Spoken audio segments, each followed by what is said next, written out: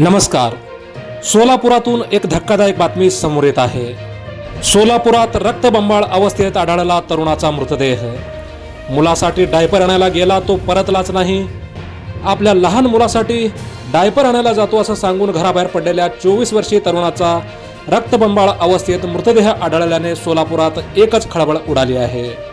आपल्या लहान मुलासाठी डायपर आणायला गेलेल्या तरुणाचा रक्तबंबाळ अवस्थेत मृतदेह आढळल्याने सोलापुरात एकच खळबळ उडाली. ही धक्कादायक घटना सोलापूर येथील विजापूर रोड परिसरात उघडकीस आली आहे. सुफियान गुलाम रसूल शेख व 24 असं मृत तरुणाचं नाव आहे. या घटनेमुळे संपूर्ण परिसरात भीतीचं वातावरण पसरलं आहे. मृत सुफियान शेख हा फॅब्रिकेशनचे काम करायचा. 1.5 वर्षापूर्वी त्याचा विवाह झाला होता आणि त्याला एक लहान मुलगा आहे. शुक्रवारी संध्याकाळी तो आपल्या मुलासाठी बाजारातून डायपर आणतो असं सांगून घरातून बाहेर पडला. मात्र बराच वेळ घरी तो परतला नाही. त्यामुळे कुटुंबीय त्याची वाट पाहत होते आणि याच दरम्यान रात्रीच्या वेळी विजापूर रोड परिसरातील पनाश अपार्टमेंटचे सुरक्षा रक्षक नेहमीप्रमाणे फेरफटका मारत असताना यावेळी त्यांना अपार्टमेंटच्या आवारात एक तरुण रक्ताच्या थरोळ्यात पडलेला दिसला. सुरक्षा रक्षकांनी तात्काळ या घटनेची माहिती स्थानिक पोलिसांना दिली.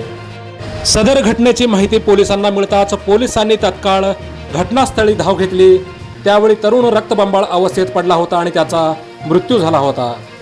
पोलीस घटनास्थळाची पाहणी करत असतानाच सुफियान घरी न परतल्यामुळे काळजीपोटी त्याच्या कुटुंबियांनी त्याच्या मोबाईलवर फोन केला. तो फोन पोलिसांनी उचलला आणि सुफियानच्या कुटुंबियांना या घटनेची माहिती दिली आणि हे ऐकताच कुटुंबियांना प्रचंड धक्का बसला. डायपर आणण्यासाठी बाहेर पडलेला सुफियान विजापूर रोड परिसरातील त्या अपार्टमेंटजवळ का गेला, त्याचा मृत्यू नेमका कसा झाला, त्याने आत्महत्या केली की त्याची हत्या झाली, असे अनेक प्रश्न आता उपस्थित होत आहेत. पोलिसांनी मृतदेह ताब्यात घेऊन शवविच्छेदनासाठी पाठवला आहे. पोलीस सर्व बाजूनी या प्रकरणाचा कसून तपास करत आहेत. सोलापूर शहर जिल्ह्यातील वाढते गुन्हेगारीचे प्रमाण पाहता सध्या नागरिकांमध्ये भीतीचे वातावरण पसरले आहे. आपण पाहत आहात हॅलो सोलापूर न्यूज. धन्यवाद.